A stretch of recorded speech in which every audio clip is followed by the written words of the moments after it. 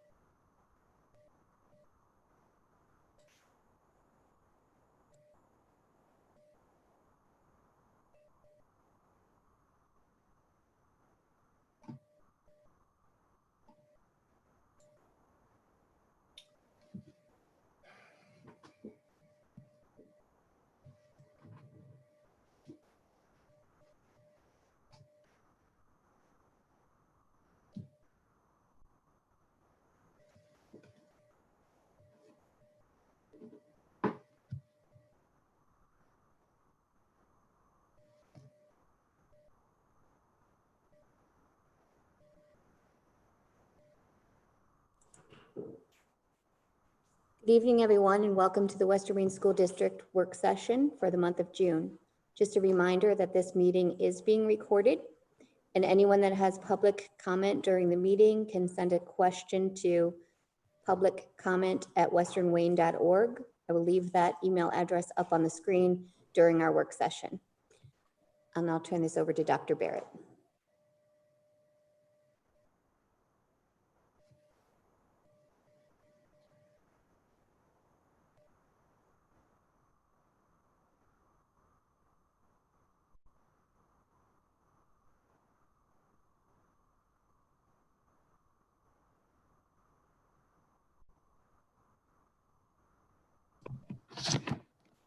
Thank you, Rose. At this point, we do have any public comments to address.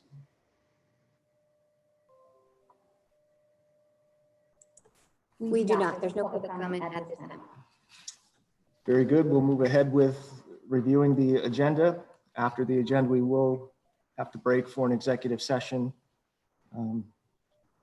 After that, the agenda is reviewed. Okay. Starting with number 5, approval of minutes. You see from the board work session, the board meeting from May, as well as our special meeting for the narrative budget, and then the adoption of the tentative budget on May 20th. We have our treasurer's report, general account, food service account.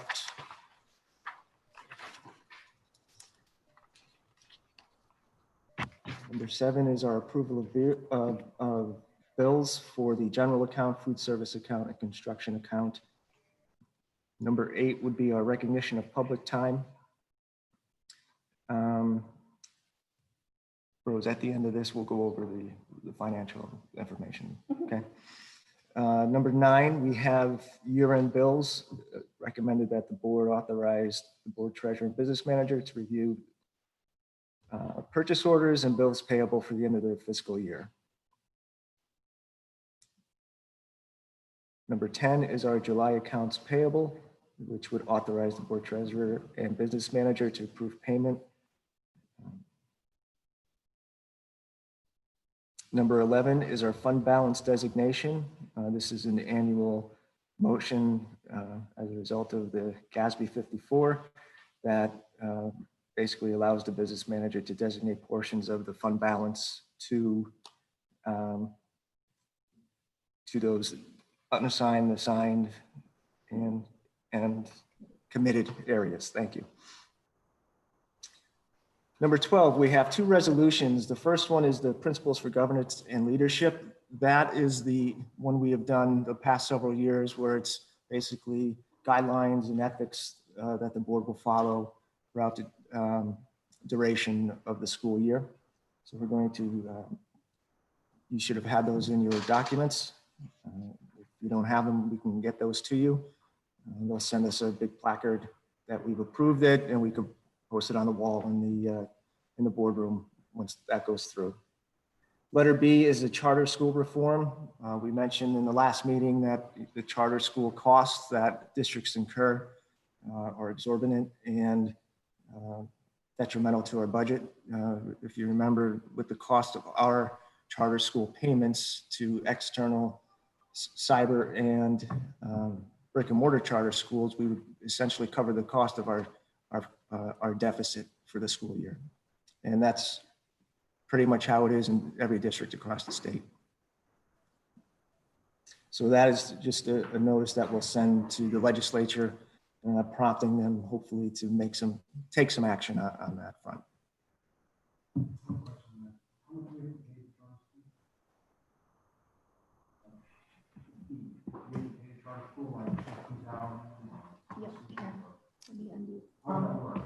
So the question from one of our board members was, how do we pay, and how much do we pay the charter schools? Our budget for charter school funding, what we have estimated for next year is about $1.5 million.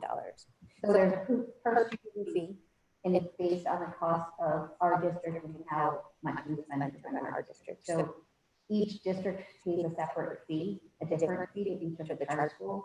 And that's part of what we've been asking for with the reform, is to make that a uniform or standard tuition fee across the board.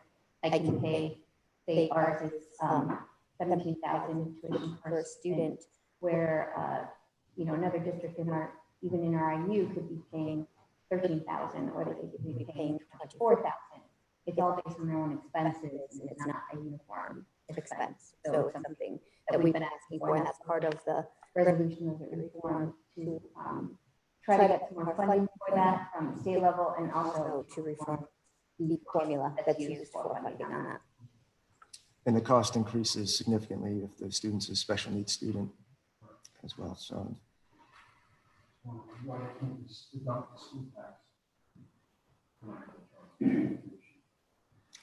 any help on that front would be beneficial. There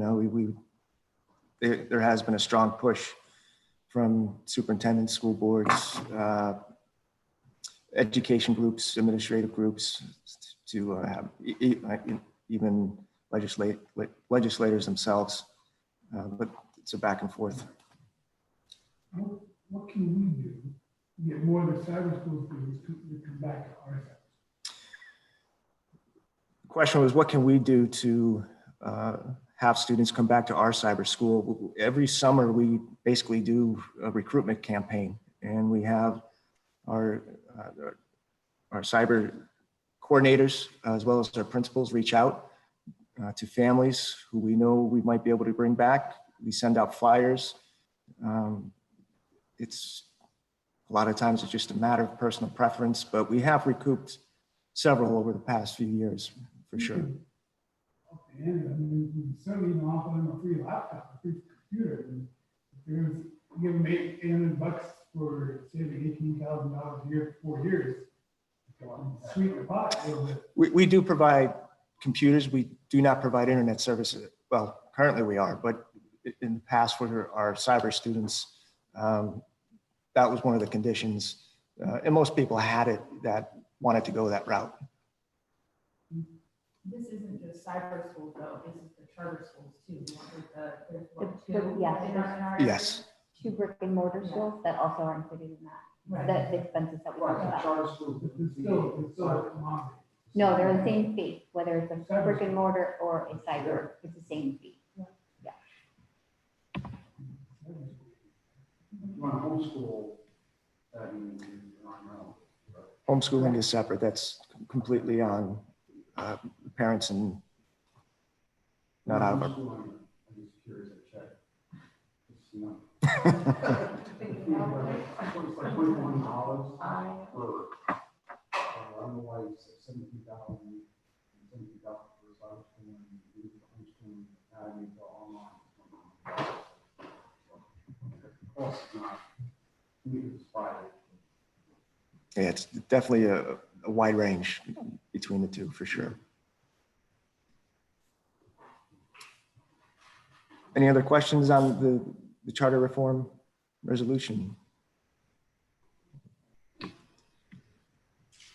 Okay, going forward, number 13 is an annual agreement we have with NEIU 19 for special education services for next school year. And you have the cost there, an estimate $180,000 for those services. Number 14, this is allowing our federal programs coordinator to move forward with filing for Title I, II, III, and IV funds from the federal government. Number 15 is a memorandum of understanding with NEIU 19 for Title III services through their consortium, and that is for English language learner programming and funding. 16 is the early intervention assurance, basically so that for next school year that they will be operational to provide those special needs services for those students. 17 is our annual agreement with the Special Education Consortium with Wayne Highlands, Wallenpaupack area, and Western Wayne. 18 is the list of school lunch prices and school breakfast prices. I did provide those to you in your packets, as well as you have another copy there in case you didn't get it. And those are the same as last year. Question on 8. So is that the special education that we're going to do? No. That's separate, yeah. That's so that we can share services among the 3 districts. So if somebody has like a partial hospitalization classroom that we need to send a student to, and somebody has space available, we can shift them back and forth.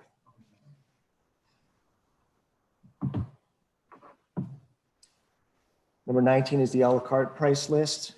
Again, that was attached to the document that was provided.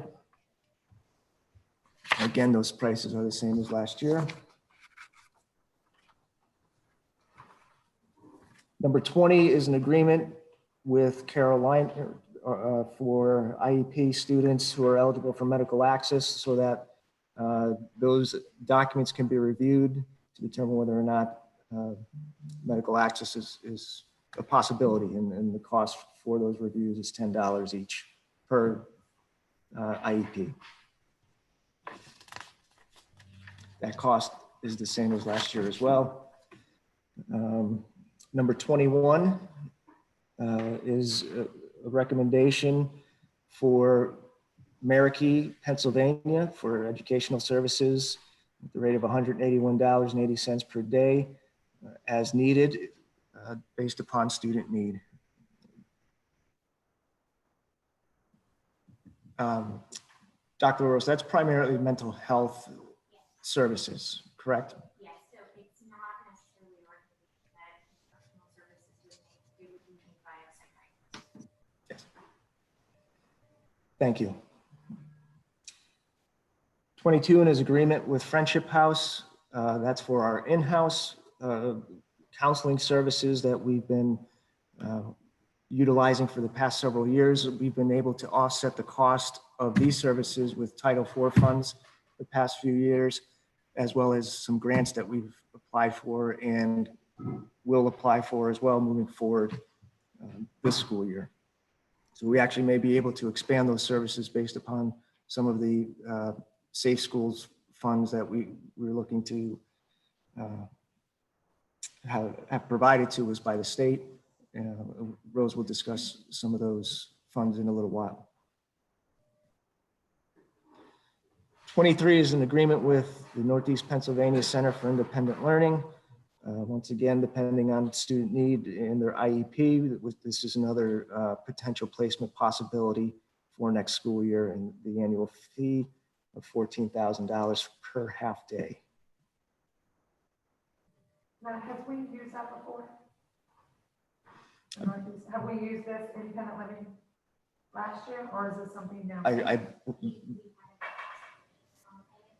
more of a transitional program, so it's for students like at the secondary level when they're looking to look for post-secondary options.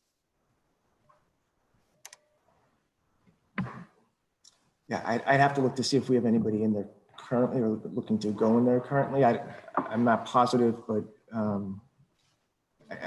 don't think. And actually for the fall, and that may change given the situation anyway. Correct. Yeah. But it would be more for our students where they would do their 4 years of high school, but they have the ability to stay till they're 21. So this would kind of fill that space in that time after their high school graduation is done. Thank you.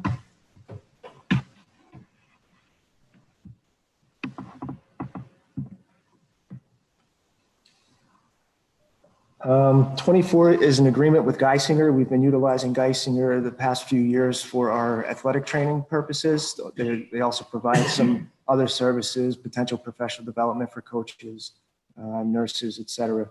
So this is a 5-year contract that we're looking to extend. Part of the contract, though, Bob Black was able to negotiate a sponsorship to cover the cost of the scoreboard at the athletic complex, as well as for renovations for the athletic training room, which is not nice at the moment. It's kind of deplorable, to be honest with you. So we want to fix that up. And so basically the $36,000 for the cost of the first year will be provided to us so that we can cover the cost for those items.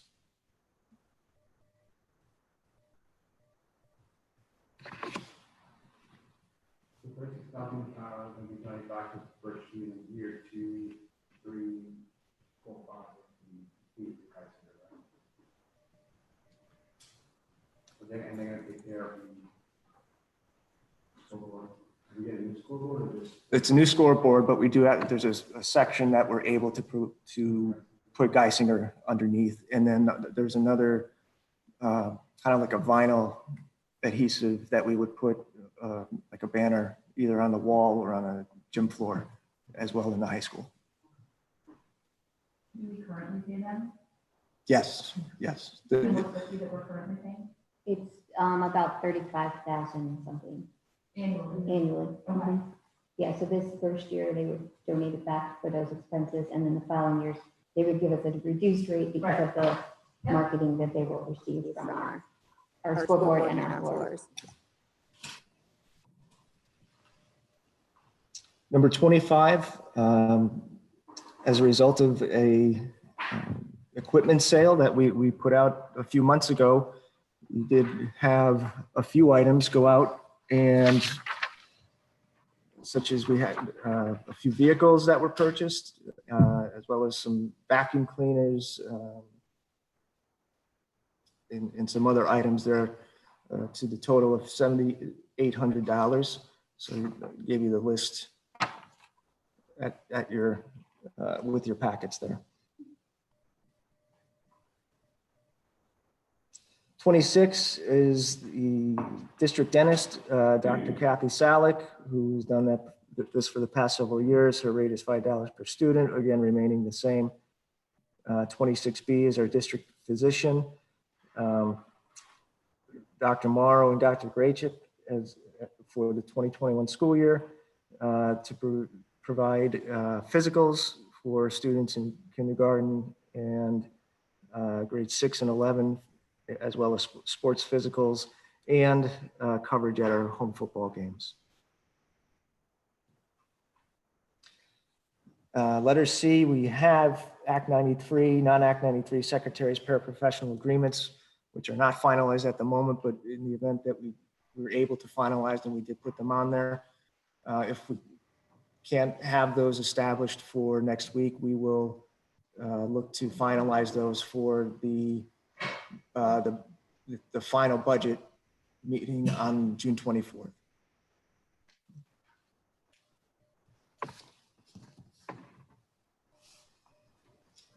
Letter D is the extended school year positions, as well as the rates per individual as listed.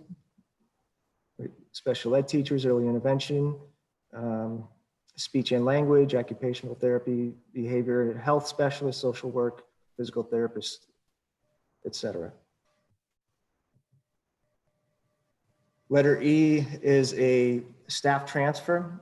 So this individual So as a result of a retirement at the high school, we had a long-term substitute position essentially in that role, which opened up a position at RD Wilson for the halftime art / gifted and response intervention position. So we're moving the person who is currently there as the long-term to back to full-time at the high school. So that will, as a result, open up that position again at RD Wilson. So that you'll see that posting go out.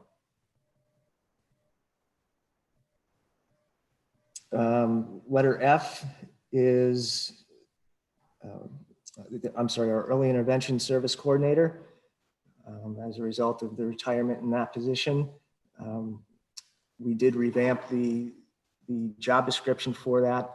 This is a bargaining unit position, and the person, the individual here, which we can discuss in executive session, will be at step 1 of the salary scale. They also, similar to our guidance counselors, they are provided 10 additional days throughout the summer to come in and get various tasks done in preparation for the coming school year.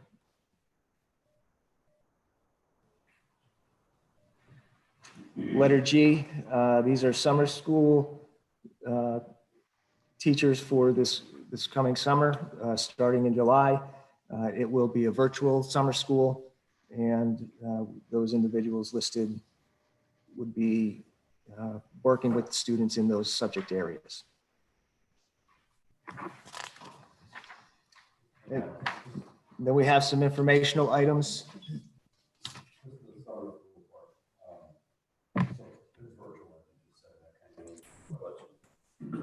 A lot of people wondering if it is. So, I guess moving forward with this. So, as we all know, some of the programs that we ended up at the end of the year, some teachers did certain ways, some did another. So, the summer school teachers, they're expected to move forward. I guess what I'm trying to get at to, teach fully, I guess what I'm saying. It's not going to be pass fail, it's going to be graded. That's kind of what I'm Yes, correct. No, we've actually run it virtually the past few years in order to streamline it and minimize essentially the amount of staff necessary for it. So enrollment numbers dropped, quite honestly. So we held it physically here, but the students did it virtually online it's a separate program than what the Google Classroom format is. So this is through our cyber program that we currently run with Edmentum. So that it's fully interactive. They have to complete X amount of assignments per day, et cetera, et cetera.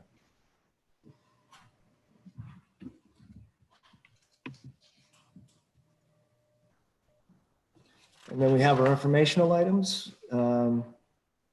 We have 2 students attain tenure, or two teachers, excuse me, attain tenure, as well as we will have a student teacher from Marywood University and another from Eastern University. And then graduation June 12th, last day of school for students as well as June 12th. And then our list of board meetings down below.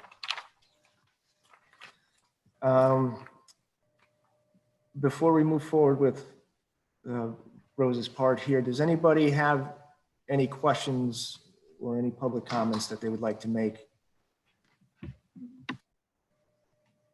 This is Bill. Can you hear me? Hello?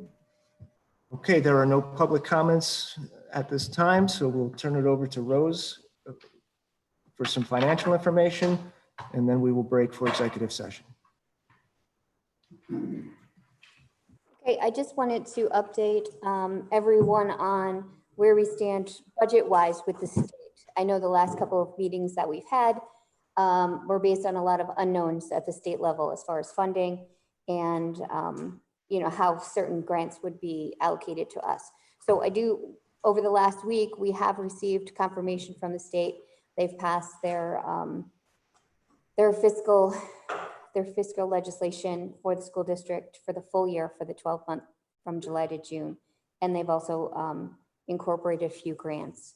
So our basic ed subsidy and our special ed subsidy for next year will be level funded from the 1920 school year.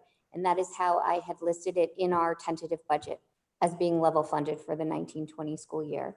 So no changes need to be done there. They also added an additional state grant for $247,000, which will be based on school safety and security information items. This money is to be specifically used for personal protective equipment, for outfitting classrooms and buildings with items that are needed to be able to bring the students and the staff back into this building. 247,000. It's okay. And that's to be used specifically for those items. We have a list of items and that can be provided to anybody that is interested. The other piece of that is the CARES Act, which is the federal money that's coming down to the state. There was some questions when we talked the last few times about how the state was going to handle that money. Were they going to take it and offset our basic ed and special ed subsidy? Were they going to use it elsewhere amongst the state, or were they going to pass it along for us to be able to use for the items listed in the CARES Act? So we do have confirmation that they are going to pass that money along to us for use on a specific, there's 12 different type of items that money can be used on, specifically for COVID-19 preparation, or there's some pieces. This is a little bit wider spread than the safety grant money. There's $349,000 in the CARES Act that would come to Western Wayne, and it can be used for a lot of the personal protective equipment similar to what's in the safety grant, but we can also use it for some IDEA special ed items, for mental health issues, for paying for some mental health services for our students who might have been struggling or are struggling now because of everything that's going on with the pandemic. So there's a little bit more, I don't want to say leeway. It's a narrow focus, but it's still, it's very specific about what we can use those fundings for. There was a third item that came up 2 weeks ago. We were told that the homestead farmstead allocation that we received, which was, when we talked last month, it was similar to what we had the last few years, $876,000, which allocates about $210 per eligible property in a reduction in their property tax. We were notified 2 weeks ago that they were rescinding that allocation and going to reduce that by half, so that we would get half that funding, and then we would only be able to basically give back half of that, like $100 reduction in property tax. Thankfully, they did, when they finally passed the school budget, they did allocate enough money. They did take some of the state's federal money that they received that was not specifically allocated for school districts. They took that and made the property tax allocation whole. So we did get recertified, but it is at the same amount as what we had talked about last month. So we will be receiving that $876,000 to be able to pass along as that reduction of about $210. I'll do the final calculations in the next couple of weeks. We have to do those based on the most recent figures from the county. So I'll get a finalized number, but it'll be somewhere around $210 per eligible homestead and farmstead. I know these are the numbers. The one question I have is the 250 and the 300.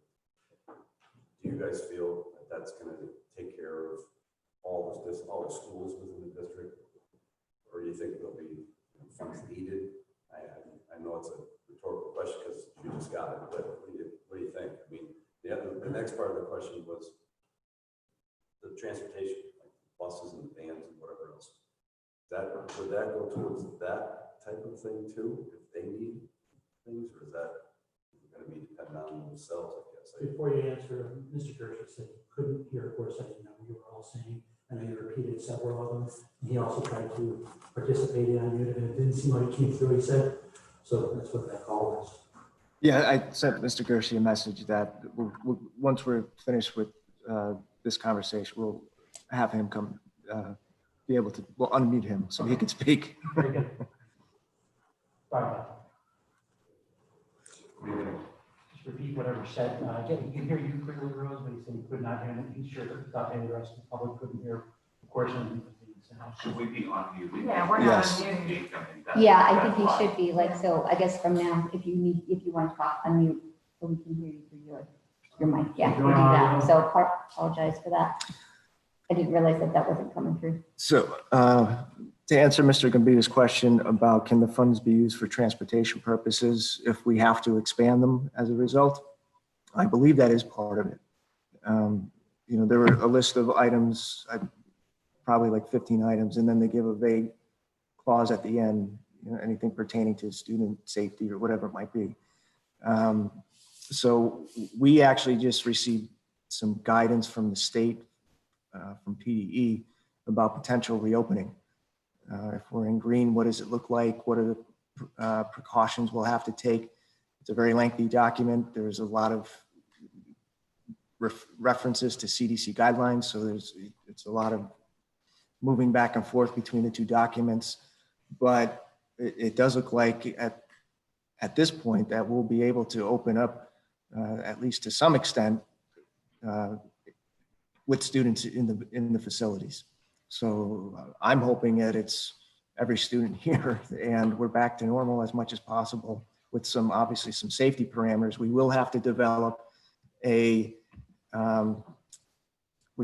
this will have to be board approved, a pandemic. Yes, thank you. A health and safety plan with the pandemic coordinator. So yes, so that'll be a lot of planning this summer. We'll provide those guidelines to you as soon as possible. We have a meeting tomorrow with Secretary Rivera to discuss that topic a little bit further with the superintendents. And then hopefully as the days go by, we'll get more information and we'll provide it to you as soon as we can.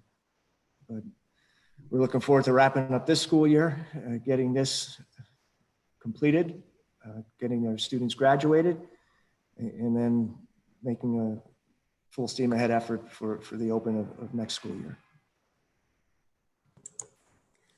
So I think as a wrap up to your question, Joe, it will help us with the added expenses we will have to get the buildings and the students and the staff ready for coming back under COVID-19 regulations. It doesn't help our bottom line as far as our current budget, so it does help in the sense that we won't have added expenses. Hopefully the money between the two grants will cover what we need to do over the next couple of months to get ready, but it doesn't necessarily help us with our regular day-to-day budget and the expenses that we have. Rose, the one area though that it still may help is if we have funds that we can allocate for remote learning, right? That's one of the additional qualified expenses. So if we needed to ramp up our laptop inventory, we can use that money. Absolutely. That is part of I think both of the guidelines under the grants that we can use it. That's what I read on your email. Yeah, that both grants allow that. Use it for technology, for ramping up, hardware and infrastructure as needed if we're going to be doing either hybrid or more online, depending on the situation and the color that we're in. But yes, we can use grant money to be able to bolster what we have and get what we need to continue.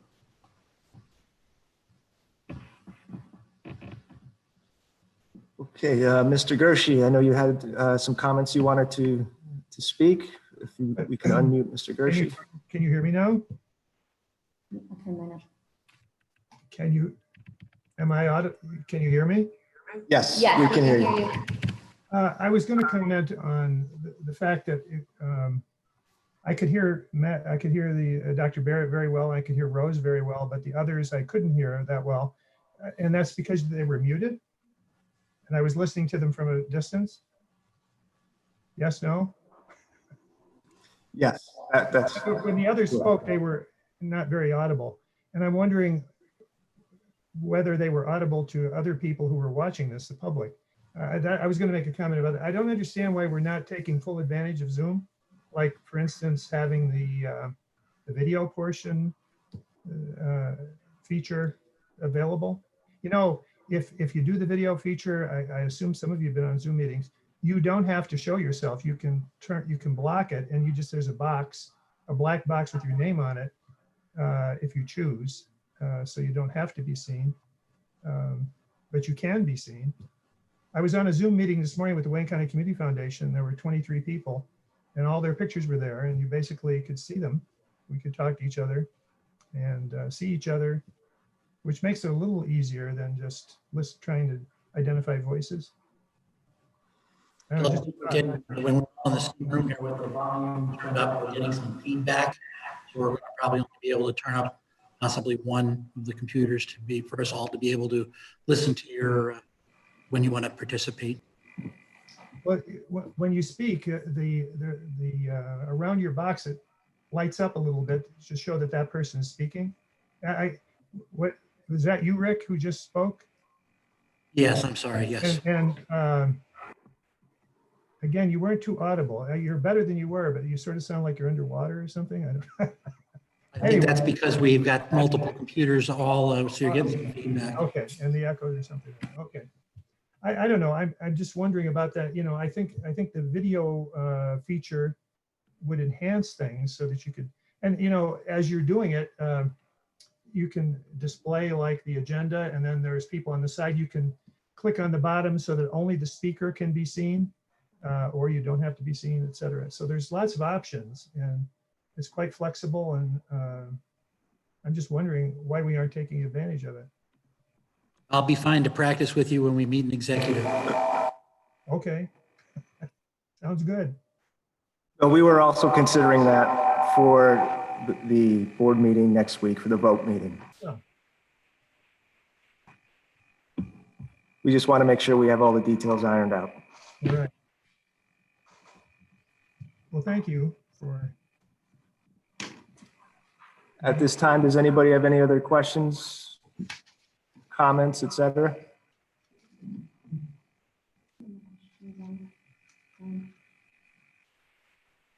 Okay, well, thank you everyone for joining us, and we will now break for executive. Have a good evening. Mr. Gershi, please stay on the line. Pardon me?